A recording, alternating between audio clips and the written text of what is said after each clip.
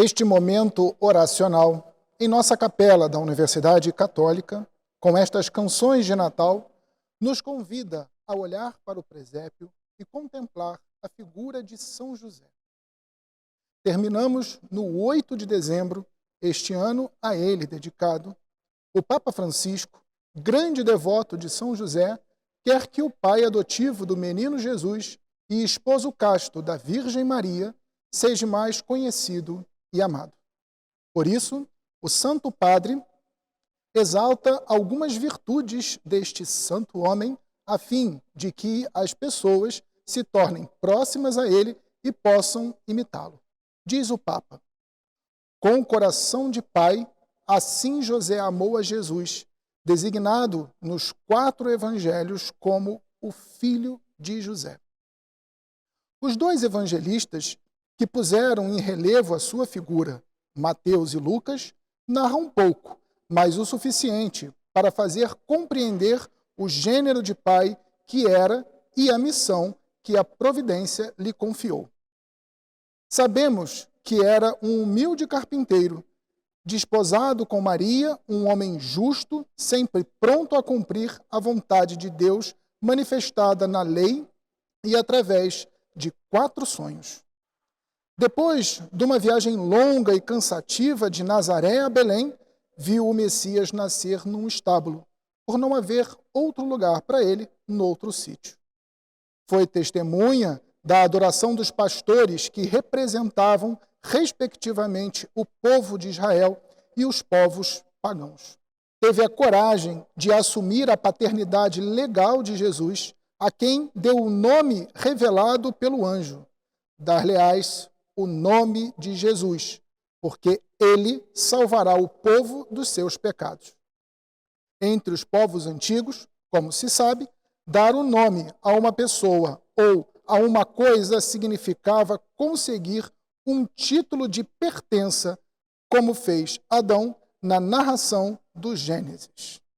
Assim, ao completarem-se 150 anos da sua declaração como padroeiro da Igreja Católica, feita pelo Beato Pio IX, a 8 de dezembro de 1870, gostaria de deixar a boca, como diz Jesus, falar da abundância do coração, para partilhar convosco algumas reflexões pessoais sobre esta figura extraordinária, tão próximo da condição humana de cada um de nós. Tal desejo foi crescendo ao longo desses meses de pandemia e que pudemos experimentar no meio da crise que nos afeta que as nossas vidas são tecidas e sustentadas por pessoas comuns, habitualmente esquecidas, que não aparecem nas manchetes dos jornais e revistas, nem nas grandes passarelas do último espetáculo, mas que hoje estão, sem dúvida, a escrever os acontecimentos decisivos da nossa história. Médicos, enfermeiras e enfermeiros, trabalhadores dos supermercados, pessoal da limpeza, curadores, transportadores, forças policiais, voluntários, sacerdotes, religiosos e muitos, mas muito mais, outros que compreenderam que ninguém se salva sozinho. Quantas pessoas, dia a dia, exercitam a paciência e infundem esperanças, tendo a peito não semear pânico, mas corresponsabilidade. Quantos pais, mães, avós e avós, professores, mostram às nossas crianças, com pequenos gestos do dia a dia, como enfrentar e atravessar uma crise, readaptando hábitos, levantando o olhar e estimulando a oração. Quantas pessoas rezam e se imolam e intercedem pelo bem de todos, podem encontrar em São José o homem que passa despercebido, o homem da presença cotidiana discreta e escondida, um intercessor, um amparo e um guia nos momentos difíceis. São José lembra-nos que todos aqueles que estão, aparentemente, escondido ou em segundo plano, têm um protagonismo sem paralelo na história da salvação. A todos eles dirijo uma palavra de reconhecimento e gratidão.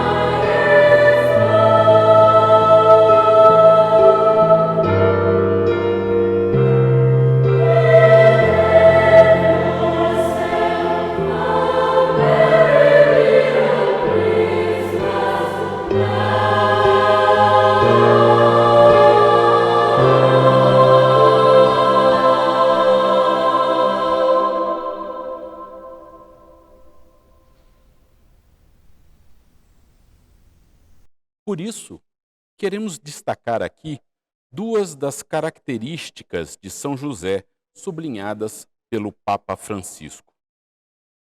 Pai amado. A grandeza de São José consiste no fato de ter sido o esposo de Maria e o pai de Jesus. Como tal, afirma São João Crisóstomo, colocou-se inteiramente ao serviço do plano salvífico.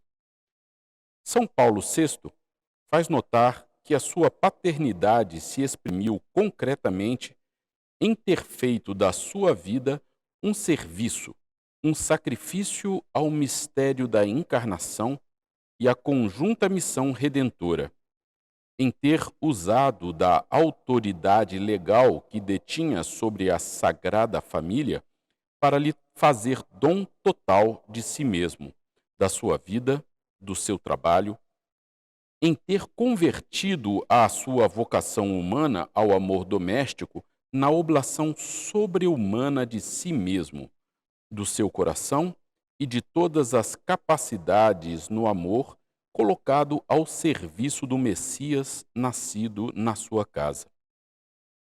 Por este seu papel na história da salvação, São José é um pai que foi sempre amado pelo povo cristão, como prova o fato de lhe terem sido dedicadas numerosas igrejas por todo o mundo, de muitos institutos religiosos, confrarias e grupos eclesiais se terem inspirado na sua espiritualidade e adotado o seu nome, e de há séculos se realizarem em sua honra várias representações sacras.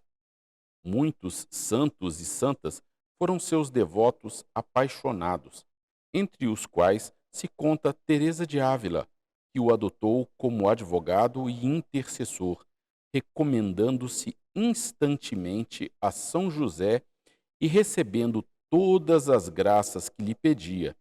Animada pela própria experiência, a santa persuadia os outros a serem igualmente devotos dele. Pai trabalhador. Um aspecto que caracteriza São José e tem sido evidenciado desde os dias da primeira encíclica social, a Rerum Novarum, de Leão XIII, é a sua relação com o trabalho. São José era um carpinteiro que trabalhou honestamente para garantir o sustento da sua família. Com ele, Jesus aprendeu o valor, a dignidade e a alegria do que significa comer o pão fruto do próprio trabalho. Nesse nosso tempo, em que o trabalho parece ter voltado a constituir uma urgente questão social e o desemprego atinge por vezes níveis impressionantes, mesmo em países onde se experimentou durante várias décadas um certo bem-estar, é necessário tomar renovada consciência do significado do trabalho que dignifica e do qual o nosso santo é patrono e exemplo.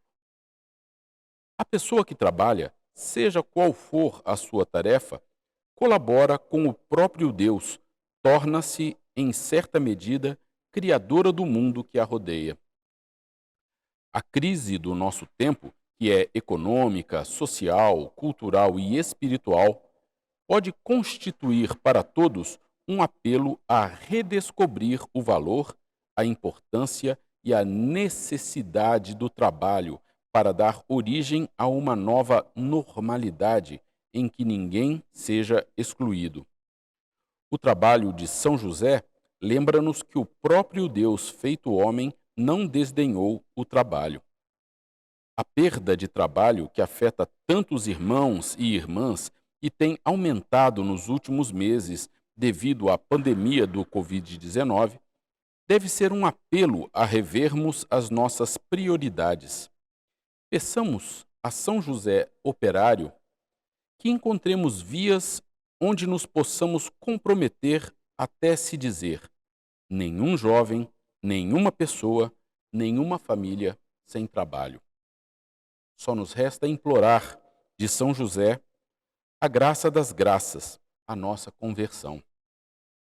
Vamos dirigir a ele a nossa oração. Salve, guardião do Redentor e esposo da Virgem Maria.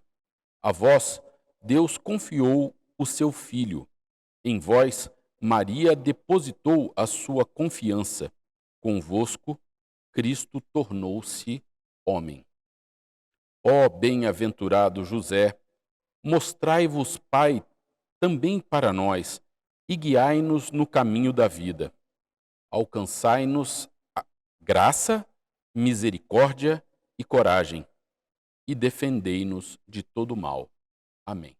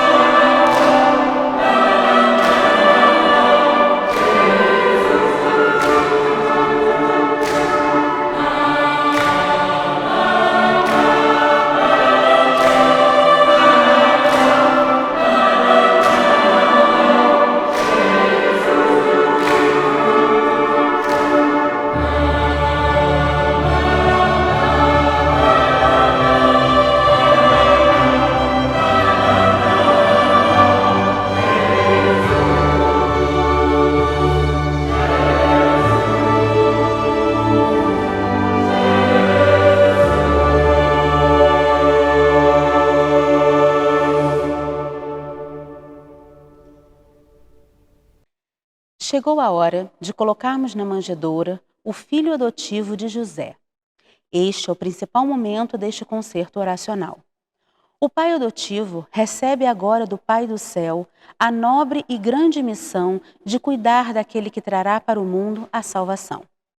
A palavra de Deus, em Mateus 2, capítulo 3, exorta a José: levanta-te, toma o menino e sua mãe. A felicidade de José não se situa na lógica do sacrifício de si mesmo, mas na lógica do dom de si mesmo. Naquele homem nunca se nota frustração, mas apenas confiança. O seu silêncio persistente não inclui lamentações, mas sempre gestos concretos de confiança. O mundo precisa de paz, rejeita os dominadores, isto é, rejeita quem quer usar a posse do outro para preencher o seu próprio vazio.